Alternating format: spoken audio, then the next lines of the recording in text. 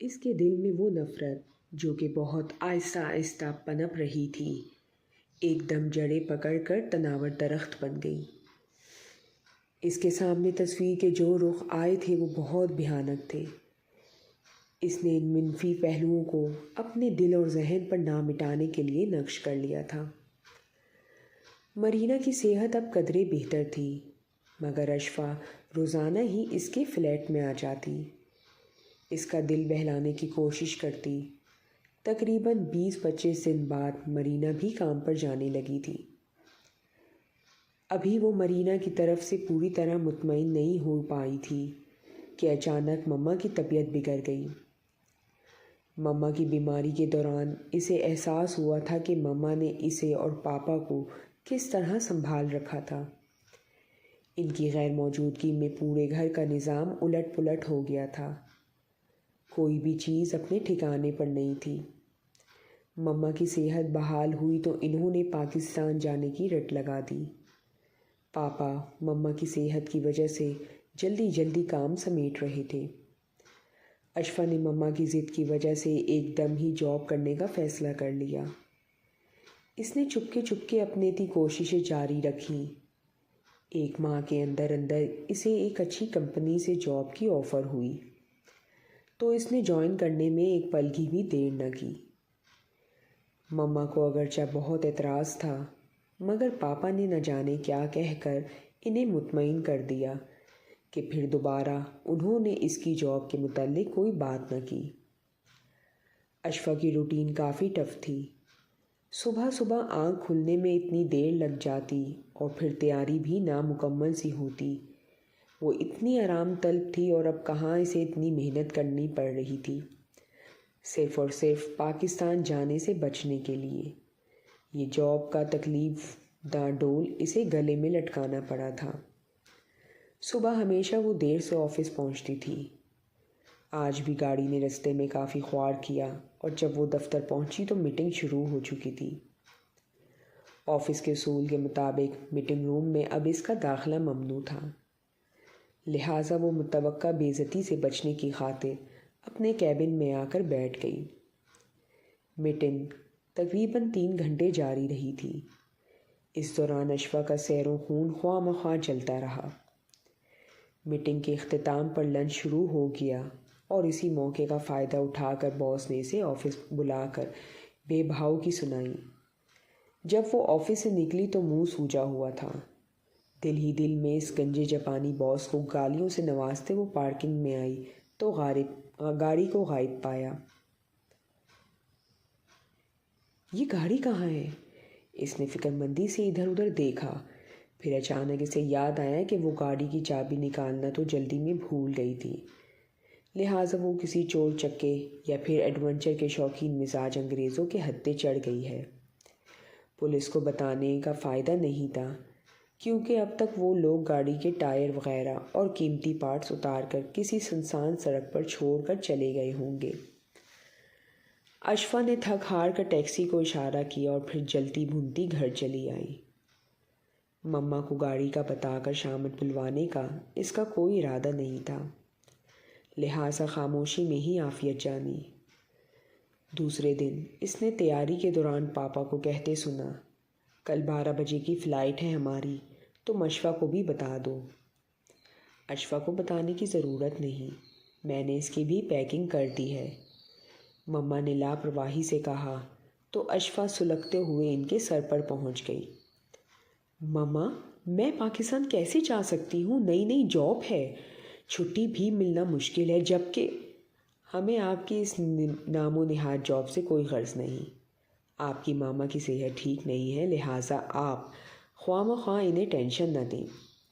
پاپا نے اسے نرمی سے اس کی گفتگو کو منقطع کرتے کہا تو وہ لب بھینچ کر رہ گئی۔ مگر پاپا، نو اگر مگر۔ وہ مسکراتے ہوئے بریف کیس اٹھائے باہر نکل گئے۔ مما، میرا جانا کیا بہت ضروری ہے؟ اشفا، انہوں نے خفگی سے اسے گھوڑا تو وہ پاؤں پٹکتی باہر نکل گئی۔ اس کا موڈ پوری طرح آف تھا، کوئی بھی بہانہ کامیاب نہیں رہا تھا۔ وہ رات بھر سے لے کر پاکستان آنے تک مما پاپا سے خفا رہی۔ ایئرپورٹ پہ کوئی بھی موجود نہیں تھا کیونکہ پاپا نے انہیں آج کے دن آنے کا نہیں بتایا تھا۔ وہ لوگ کچھ دیر لاہور میں موجود اپنے ماموں کے گھر ٹھہرے رہے اور پھر وہ اور پاپا اکیلے گاؤں جانے کے لیے تیار ہو گئے کیونکہ مما کو ماموں نے بذات اصرار روک لیا تھا۔ گاؤں پہنچنے تک بھی اس کا موڈ بگڑا رہا۔ اپنے کزن سے مل کر اسے قطعاً کوئی خوشی محسوس نہیں ہوئی۔ ان سب کی محبت کے جواب میں اس کا رویہ خاصا سرد رہا تھا جسے شاید سب اس کی جھجک محسوس کر رہے تھے۔ اس کے دادا حیات حسین کے 3 بیٹے اور 1 بیٹی تھی۔ سب سے بڑے تایا ابو تھے۔ ان کا 1 بیٹا مرتضیٰ اور 2 بیٹیاں نمرہ اور ثانیہ تھیں۔ رابعہ تائی ان کی دوسری بیوی تھی۔ انہیں اس سے ان کی 2 بیٹیاں تھیں جبکہ مرتضیٰ ان کی پہلی بیوی سے تھا جو اس کی پیدائش پر وفات پا گئی تھیں۔ پھر نجمہ پھپھو تھیں جو کہ بیوقی کے بعد اپنے والد کے گھر میں ہی اپنے 4 بچوں سمن، سائرہ، عاشق اور عامر کے ہمراہ مقیم تھیں۔ ان کے بعد ان کے پاپا ہارون حیات تھے۔ اشفا ان کی اکلوتی بیٹی تھی جو کہ ان کی شادی کے تقریباً 7 سال بعد پیدا ہوئی۔ اگرچہ اس کے بعد 2 مزید بھائی بھی ہوئے مگر وہ کم سنی میں ہی وفات پا گئے تھے۔ سب سے چھوٹے بیٹے مرسلین چچا تھے۔ ان کے 2 بیٹے تھے، نکی اور تقی، اور 2 ہی بیٹیاں تھیں، مہوش اور عروبہ۔ مہوش سب سے بڑی تھی، انتہائی مغرور اور نک چڑی سی۔ یہ کزن تو اشفا کو سرے سے ہی پسند نہیں آئی تھی۔ ان کی آمد کے ساتھ ہی گھر میں ایک عجیب سی ہلچل مچ گئی تھی۔ دادی اپنے جوڑوں کے درد کو بھلائے ملازموں کے مختلف ہدایات دے رہی تھی۔ گھر میں مہمانوں کی آمد شروع ہو چکی تھی۔ دوسرے دن مما بھی خوب لدی پھدی سی چلی آئی۔ سارا دن عجیب سی بھگدڑ مچی رہی۔ اسے مما سے تنہائی میں بات کرنے کی مہلت ہی نہ مل سکی۔ وہ جب بھی ان کے قریب جاتی کوئی نہ کوئی انہیں اپنی طرف متوجہ کر لیتا۔ وہ دل محسوس کر رہ جاتی۔ سمن اور سائرہ سے اس کی کافی دوستی ہو گئی تھی لیکن آج کے دن تو وہ بھی کافی مصروف تھی۔ اشفا غصے کے اظہار کے طور پر اپنے کمرے میں جا گھسی۔ اسی پل مما کو بھی گویا فرصت مل گئی تھی اس کے پاس آنے کی۔ مما نے آتے ہی واہلانہ انداز میں اسے ساتھ لپیٹ کر ماتھا چوما۔ نہ جانے کیوں ان کی آنکھیں سرخ اور بھیگی بھیگی سی محسوس ہو رہی تھیں۔ میری بیٹی خفا خفا سی لگ رہی ہے۔ ان کی آواز بھی قدرے بھرائی سی تھی۔ اشفا چونک سی گئی۔ آپ کو میری خفگی کی پرواہ ہے؟ اتنی بدگمان کیوں ہو رہی ہو بیٹا؟ کیا والدین اولاد کے لیے کبھی غلط سوچ سکتے ہیں؟ مما نے نرمی سے اس کے الجھے بال سمیٹے۔ اشفا ایک مرتبہ پھر چونک سی گئی۔ مما آپ واضح لفظوں میں بات کیوں نہیں کرتی؟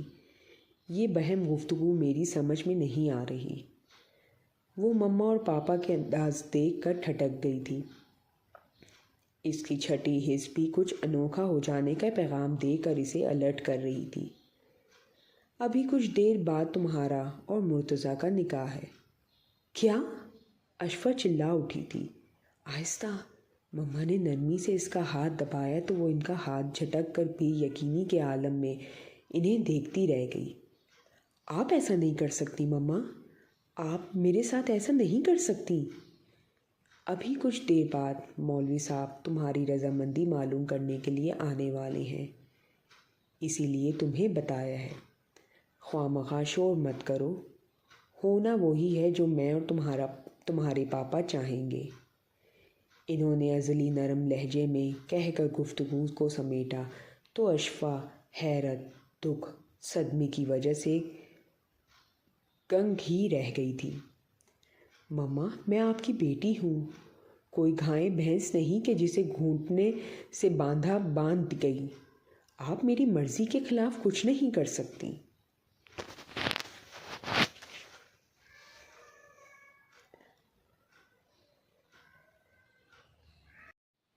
ملتے ہیں کل نئی ایپیسوڈ کے ساتھ۔ جب تک کے لیے ہمارے ساتھ جڑے رہیں۔